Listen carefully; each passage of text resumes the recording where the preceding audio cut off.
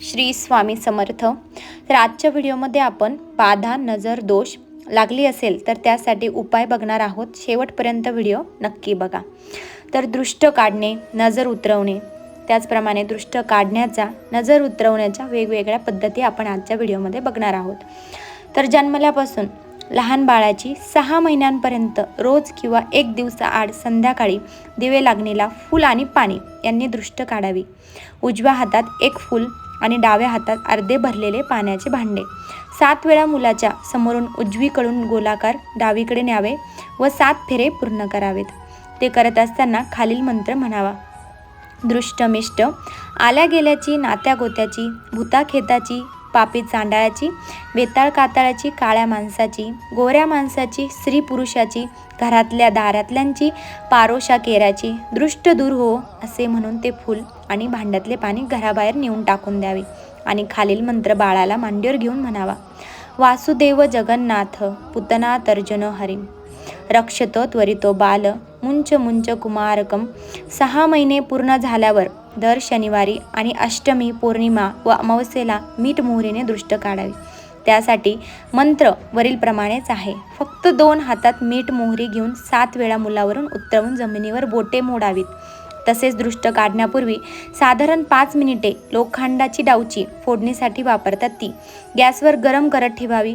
दृष्ट काढेपर्यंत ती पूर्ण तापेल या हिशोबानेच दृष्ट काढल्यावर मीठ मोहरी त्यात आपल्या लोखंडाच्या डावेत टाकावी। ते टाकल्यावर गॅस जवळ उभे राहू नये।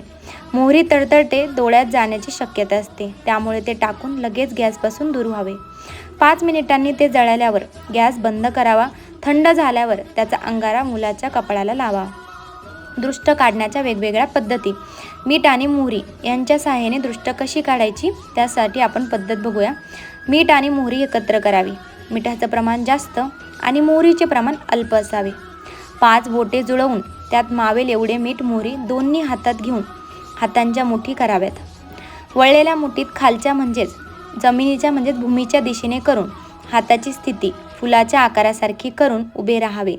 त्यानंतर दृष्ट काढणाऱ्या व्यक्तीने तिचे हात घालून वरच्या दिशेने गोलाकार पद्धतीने आतून बाहेरच्या दिशेने फिरवावेत।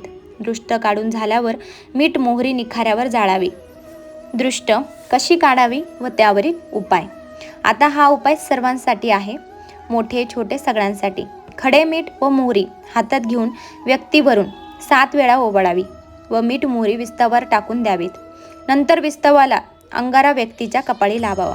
त्यासाठी खालील मंत्र म्हणावा। दृष्टमिष्ट, पापे चांडाळाची, भूताखेताची, आल्या गेल्याची, काळ्या माणसाची, गोऱ्या माणसाची, घरातल्यांची, दारातल्यांची, पारोशा केराची दृष्ट चुलीत पडो। त्यानंतर हा दुसरा सुद्धा उपाय सर्वांसाठी आहे। मारुतीच्या बुधवारी मंदिरात जाऊन खांद्यावरील शेंदूर आणावा व दृष्ट लागलेल्या माणसाच्या कपाळाला लावावा। त्यानंतर हा तिसरा उपायही सर्वांसाठीच आहे।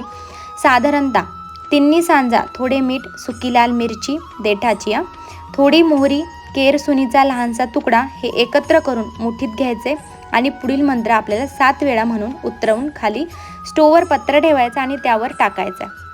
विस्तवावरती असल्यास उत्तम, त्याने दृष्ट ताबडतोब उतरते। असे 3 शनिवारी आपल्याला करायचे। मंत्र आपल्याला खालीलप्रमाणे। दृष्टमिष्ट, आल्या गेल्याची, नाती गोत्याची, घरच्यांची, बाहेरच्यांची, काळ्या पांढऱ्याची, स्त्री पुरुषांची, भूताखेताची, वेताळ काताळाची दृष्ट जळून जाऊ असे म्हणून आपण नजर उतरवायची।